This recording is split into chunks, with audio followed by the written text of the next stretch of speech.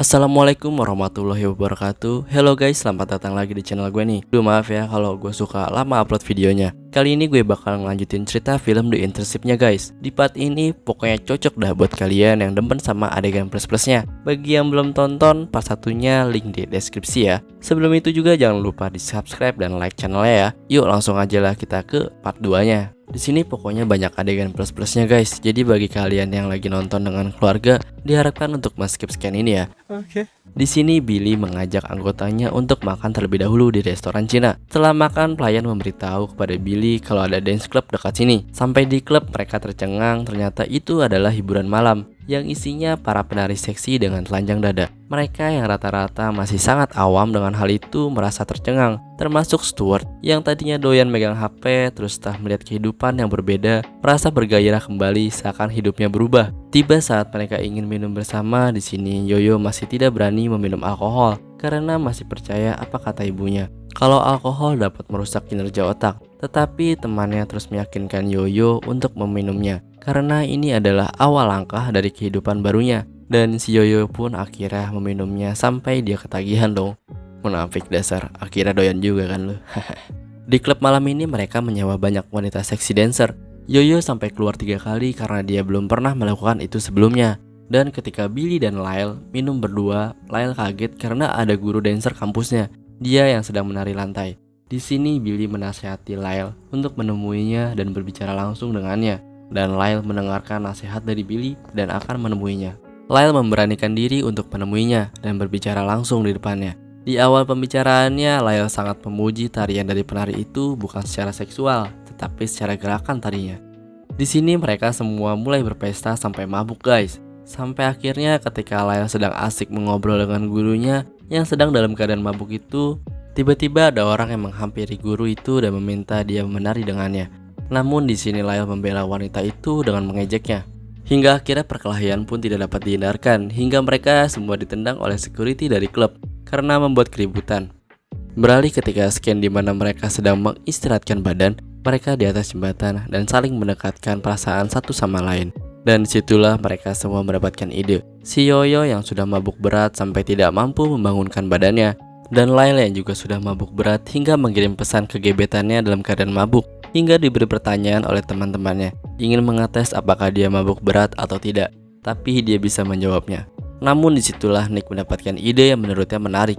Jadi ketika orang dalam keadaan mabuk dan ingin mengirim pesan, dia harus menjawab beberapa pertanyaan atau kuis.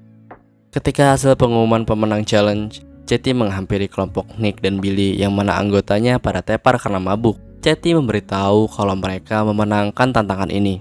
Nick dan Billy mulai mendapatkan kepercayaan kepada rekan setimnya. Mereka berdua terus belajar dan meningkatkan skill coding dan programmingnya, hingga tim itu benar-benar menjadi tim yang kompak, bahkan bukan sebagai tim, tapi sebagai keluarga. Ketika Billy dan Nick sedang berjalan bersama, Billy mendapatkan telepon dari mantan bosnya terdahulu, dan bosnya mengajak mereka untuk bergabung dengan dia untuk menjual skuter motor. Tetapi mereka menolak mentah-mentah penawaran itu, karena mereka sangat yakin kalau mereka akan mendapatkan pekerjaan di Google. Setelah menolak tawaran dari bosnya, Nick melihat Dana sedang duduk santai. Di sini niat Nick adalah mengajak Dana dinner untuk melepaskan penat kegiatannya yang setiap harinya selalu dipenuhi dengan kerjaan. Dan Dana pun terima tawaran dari Nick. Tiba di tantangan berikutnya yaitu Google Helpline atau seperti customer service gitu. Jadi tugasnya adalah membantu para klien untuk menyelesaikan masalahnya. Mereka dikasih waktu untuk belajar memahami dan mengenal produk-produk Google agar dapat disampaikan ke klien. Lyle memulai mengetes anggota timnya, namun ketika mengetes Billy, dia berbicara terlalu banyak hingga tidak sampai ke titik permasalahan klien. Scan beralih ketika Nick dinner bersama Dana. Di situ dia membicarakan yang menurut gue nggak penting banget, dah kalian bisa menyimaknya sendirilah. Saking gak jelasnya, di situ Nick meminta kepada Dana untuk membayar makanannya dan dia akan membayar taksinya ketika pulang. Udah ngajakin duluan, tapi kagak mau bayarin makannya lagi.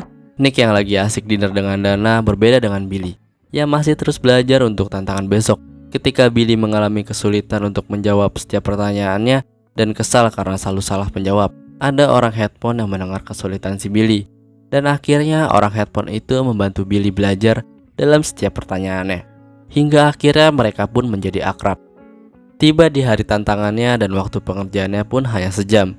Jadi ketika waktu dimulai, setiap orang harus mendapatkan sebanyak-banyaknya agar nilainya bagus untuk tim. Timnya Billy dan Nick aman-aman saja ketika sedang melakukan tantangannya. Tampak santai karena Billy sudah belajar semalaman. Tetapi petaka datang ketika waktu sudah habis, dan Chetty meminta untuk menginput setiap rekamannya. Ketika yang lain mengklik submit hasil kerjaannya, punya Billy tidak bisa diklik karena dia tidak memasukkan akun dia di komputer, sehingga rekamannya tidak ke-record. Di sini seluruh tim kecewa termasuk Billy, yang mulai under pressure karena dia menjadi beban tim di setiap tantangannya. Bahkan di tantangan ini, timnya mendapatkan nilai 0 karena Billy tidak bisa memberikan hasil kerjaannya. Ketika yang lain berkumpul merenungkan kekalahannya, datang Billy dengan muka yang sangat kecewa pada dirinya sendiri dan meminta maaf kepada yang lain karena telah merugikan dan mengecewakan tim. Dan Billy pun meninggalkan tim itu. Billy berniat mundur dari persaingan kerja di Google, tetapi dikejar oleh Nick.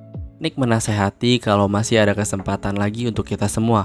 Tetapi Billy merasa hanya dia yang tidak mengalami perkembangan. Berbeda dengan Nick yang sudah mulai terlihat peningkatannya dibandingkan Billy. Karena Billy yang terbawa emosi mengingatkan Nick untuk jangan mengikuti Billy lagi. Dan akhirnya Billy pun keluar. Keesokan harinya Billy ternyata mengambil pemikiran untuk gabung ke bos terdahulunya untuk menjual skuter.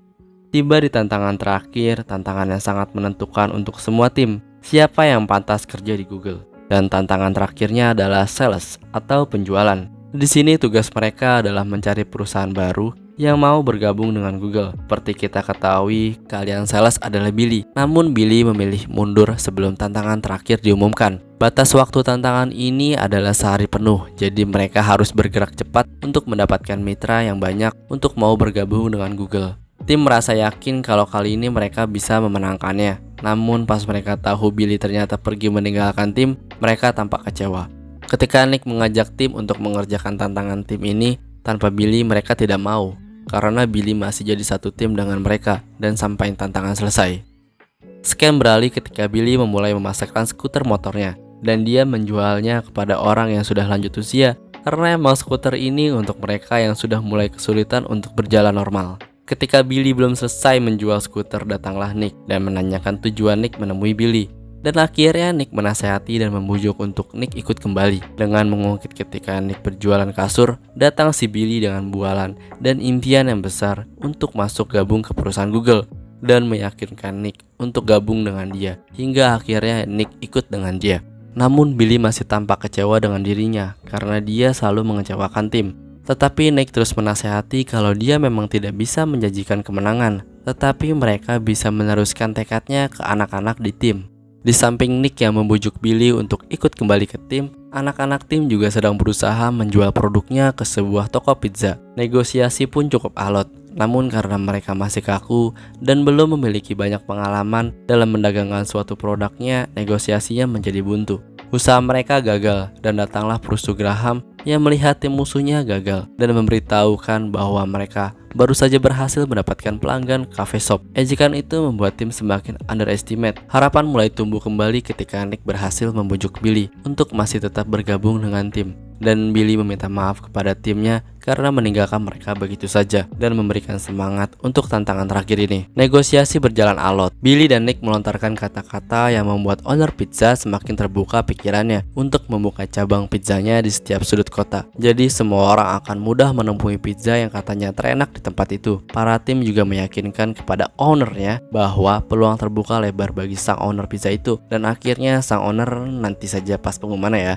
Sampailah di hasil pengumumannya, para calon pekerja Google berkumpul semuanya untuk menyaksikan pemenang yang akan bekerja tetap di Google. Namun ketika Chetty ingin mengumumkan pemenangnya, background layar menjadi blur seperti dihack dan ternyata muncul video lucu tim Billy dan Nick, dan mereka muncul dari pintu dengan membawa kotak pizza untuk dibagikan ke orang-orang. Mana ada yang sampai dilempar-lempar lagi, kan jadi pengen gua.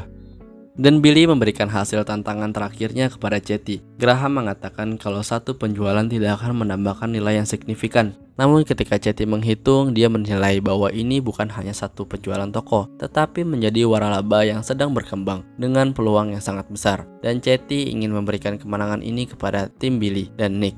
Namun lagi-lagi Graham Perusuh ini tidak terima dengan meminta pendapat kepada petinggi lain di Google. Dan ada petinggi Google yang mengacungkan tangannya, dan dia adalah pria misterius yang menggunakan headphone yang bernama Andrew. Dia adalah orang penting di Google karena dia adalah kepala research di Google. Graham pun kaget dan mati kutu karena dulu dia pernah mengejeknya dan memberitahu kepada Graham kalau dia tidak pantas bekerja di Google karena dia tidak bisa bekerja sebagai tim, dan mengejek Graham sebagai penjilat senior agar dia dapat memenangkan kompetisinya. Dan akhirnya CT pun mengumumkan kalau tim Billy dan Nick berhak menang untuk dapat bekerja di Google. So,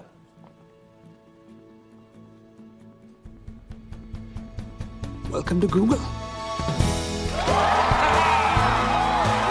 Tim Billy dan Nick senang dan gembira, dan sampailah di scan terakhir ketika mereka berpisah untuk menikmati liburan musim panas dengan hati yang senang karena mereka telah diterima kerja di perusahaan besar, yaitu Google.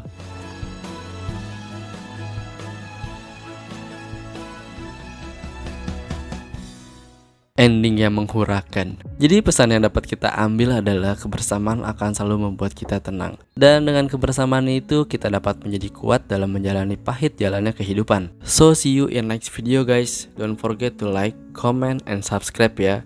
Thank you very much and bye bye.